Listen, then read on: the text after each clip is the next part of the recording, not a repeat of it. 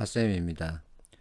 왕초보 스킬 강의를 시작해 놓고는 그 이후 못했습니다. 특강 때문에 좀 시간을 많이 빼앗겼습니다. 계속 하겠습니다. 이번에 다룰 내용은 NCS 문제 특징과 그 풀이법에 대한 얘기입니다. 네이버 지식인에 이런 질문이 올라와 있더군요. NCS와 인적성의 차이가 뭔가요? 이 질문에 대한 답 많습니다. 그 답변과 나의 설명은 관계가 없습니다. 각자 서로가 그게 옳다고 보는 겁니다. 어쨌든 NCS와 인적성의 차이가 있는데 그 차이, 특징을 잘 파악해야 되겠죠. 자, NCS 문제 유형과 풀이법인데 NCS 지역교통 능력 평가는 업무 수행에 필요한 갖가지 능력을 평가하기 위한 지필형 시험이다. 이렇게 정의를 내리고 있습니다. 자, 업무 수행이랍니다. 그래서 NCS는 특정 공기업의 업무 수행에 필요한 스킬을 얘기하는 게 아닙니다.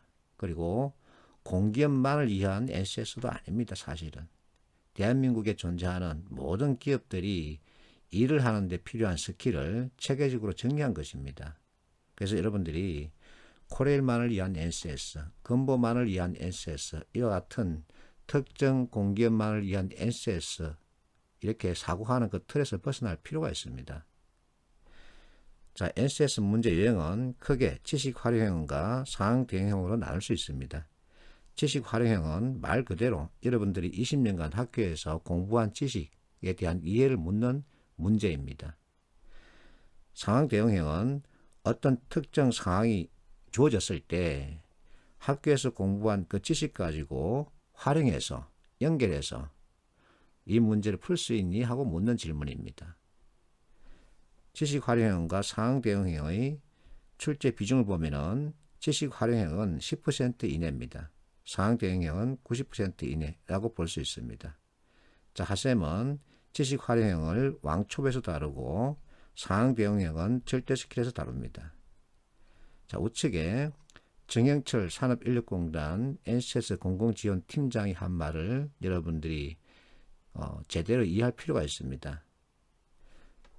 자, 밑에 보면은 지식을 활용해 구체적 성과를 창출하는 지식 활용 능력, 자신이 보유한 지식을 상황과 맥락에 따라 선별적으로 사용하는 상황 대응 능력을 길러야 한다. 이렇게 강조했답니다. 방금 했던 그 얘기 그대로죠. 자, 이분은 NCS의 체계를 잡고 NCS 시험에 대한 방법을, 구체적인 실행 방법을 각 기업들에게 전파한 분입니다. 그래서 이분의 말을 들을 필요가 있는 거죠. 자, 적성의 문제와 NCS 문제 차이인데, 적성의 문제는 한마디로 여러분들이 공부했던 지식을 묻는 문제입니다. 암기한 지식 제대로 이해하고 있니? 하고 묻는 겁니다. NCS 문제는 그 지식을 바탕으로 이제 어떤 특정 상황이 주어졌을 때 그 지식을 활용해서 문제를 풀 수 있니? 하고 묻는 겁니다. 다르죠. 우측에 서울경제신문 기사가 있는데 NCS는 학력시험이 아닌 능력시험이다. 문제와 답을 외우는 암기식 공부로는 만족할 만한 성과를 내기 힘들다. 그래서 암기를 하지 말라는 거죠. 암기는 15%밖에 안 됩니다. 그 암기한 지식을 활용할 수 있어야 합니다. 그게 바로 상황 대응형이라 그러죠. 자, 적성형 문제와 NCS 문제 차이점을 구체적으로 보여주기 위해서 내가 문제를 만들었습니다. 적성형 문제는 적약형과 관계가 없는 것은 하고 묻고 있습니다. 적약형과 관계없는 것을 찾기 위해서는 적약형 관련한 지식 끄집어내야죠. 암기한 것을 끄집어내야 합니다. 그 답은 4번. 반개수록의 저자는 유행운이죠. 이처럼 적성형 문제는 암기한 것을 끄집어내지 못하면 틀리거나 찍거나 이렇게 해야 합니다. 적성형 문제와 달리 NCS 문제는 자, 발문에서 다음 신체 기관 가운데 어느 것을 울려야 하느냐, 울림의 대상을 찾으라는 겁니다. 자, 이 문제를 내가 카페에 올려서 학생들에게 답을 받고자 했습니다. 이렇게 카페에 올렸더니 전체 6명이 나한테 답을 줬는데 희한하게도 5명이 눈을 택했습니다. 울림의 대상으로 눈을 선택한 겁니다. 근데 한 명은 답과 이유를 정확하게 맞췄습니다. 울리다 대상으로 길을 선택한 겁니다. 참 더 잘한다. 그래서 단어와 단어를 서로 연결하라. 그러면 그게 답이다. 울림의 대상은 기다. 왜? 달팽이관이 들어가 있죠. 달팽이관의 역할은 진동입니다. 이를 맥락적 해석을 한다. 이렇게 내가 설명했는데 시간이 좀 지났습니다. 어느 날 토요일입니다. 나한테 카톡이 왔습니다. 기억하느냐고 물었습니다. 이것을 보여주면서. 그래서 확대를 해도 잘 안 보여가지고 내 기억을 좀 되살려달라 그랬더니 앞에서 내가 카페에 올렸던 이 사진을 그대로 카톡으로 보여주는 겁니다. 이렇게 내가 확대했습니다. 아, 이제 기억난다. 그래서 이 친구 하는 말, 공기업에 최종 합격했답니다. 34살이랍니다. 그래서 내가 너무 반가워서 그 스토리를 좀 올려봐 달라 그랬습니다. 그랬더니 이렇게 긴 글을 보내왔습니다. NCS 필기시험은 내 책을 2번 보고 2번 봤답니다. 합격했답니다. 여기서 이제 보기를 먼저 확인하고 지문을 찾아가는 방법, 포맷 프레임으로 보는 방법, 이와 같은 스킬을 사용했다고 그러네요. 그리고 면접 때 포맷 틀을 활용했고 또박또박 말했다. 그렇습니다. 내가 항상 강조하는 것은 이 2가지입니다. 욕심 부리지 말고 포맷 틀에 맞게끔 내용을 구성해서 또박또박 발표해라. 그러면 된다. 이 친구는 거기에다 연결을 계속 생각했다 이겁니다. 맞습니다. 논리의 뜻은 관계를 잇다 이 뜻입니다. 연결하다 그 뜻이죠. 그래서 언어학 또는 언어심리학이 이에 대해서 정의할 때 2개 이상의 정보가 서로 연결되어 있는 상태를 말합니다. 이 그림은 내가 만든 게 아닙니다. PT에서도 이 언론사는 연결을 자꾸만 강조하고 있네요. 이게 논리를 뜻하기 때문입니다. 논리는 관계를 잇다 이 뜻입니다. 그래서 2개 이상의 정보를 서로 연결하자. 그러면 그게 답이다 이겁니다. 이해라고 하는 이 단어를 공부하는 것이 아니라 이해의 정의를 NCS 문제 풀이에 적용하는 겁니다. 활용하는 겁니다. 그래서 무엇인가를 서로 연결하자. 그러면 그게 답이다.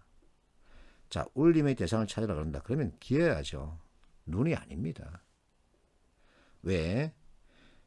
귀에는 달팽이관이 있기 때문에 달팽이관 진동 역할을 하는 달팽이관을 울리는 겁니다.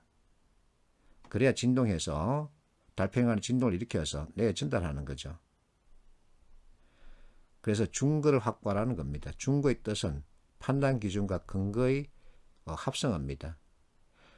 울림의 대상은 귀다. 왜 달팽이관? 이게 바로 판단 기준과 근거죠. 그 학생 얘기입니다. 너무 잘했죠. 이런 학생은 쉽게 답을 찾습니다. 그래서 자기가 원하는 회사 들어갑니다. 시간을 조금 더 거슬러 올라가 보겠습니다. 2017년도 얘기입니다. 어떤 학생이 카톡으로 자기 자랑을 했습니다. 동서발전, 서울에너지공사 최종 합격했다. 인천항만공사 필기 합격했는데 면접 때 뭐 이런 상황이니까 안 가고 싶다. 그러면서 자기는 서울에너지공사 가겠다고 그럽니다. 그러면서 이제 사부 고성인이 이와 같은 얘기를 들려주는 겁니다. 이 친구는 기억이 아주 또렷하게 남아 있습니다.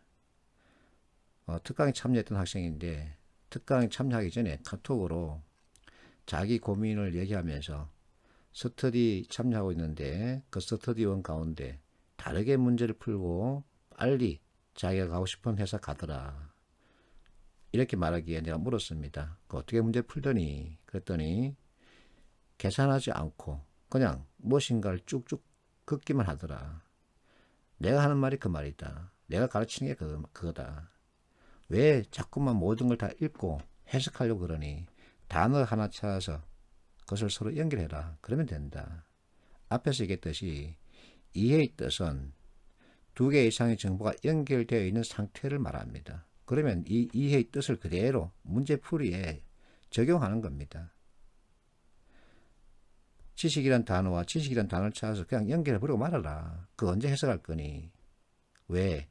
이해의 뜻이 두 개 이상의 정보가 서로 연결되어 있는 상태이기 때문에. 그래서 내가 특강때 말합니다. 내 책 그 깨끗이 써서 뭐 할 거니? 팔아먹을 것도 아닐 텐데. 그냥 연필로 쭉쭉 끌어 이 자식들아. 그게 더 빠르지 않니? 그렇게 공부를 시켰더니 이 친구가 공부할 때 하면서 감탄사를 연발하면서 하는 말 혼자 중얼거렸습니다. 이렇게 푸는 거였구나. 그래서 그 멘트가 아직도 남아 있습니다. 그래서 내가 하는 말, 기본 틀을 제대로 잡고 풀이 방법을 바꾸십시오. 그래야 최소 비용 최대 효과를 낼 수 있습니다. 특강에 참여하는 학생들에게 다 묻습니다. 책 몇 권 가지고 있니? 이렇게 물으면 많을 땐 30권, 50권 가지고 있다는 친구도 있습니다. 50권, 30권 그 공부했다는 얘기는 최대 비용 최소 효과를 냈다는 얘기입니다. 이제는 그거 바꿔야 합니다. 그래서 틀을 제대로 다지고 그러고 나서 문제풀이 방법을 바꾸십시오. 그러면 최소 비용 최대 효과를 낼 수 있습니다. 그러기 위해서는 원리와 개념에 대한 이해가 꼭 필요합니다. 감사합니다.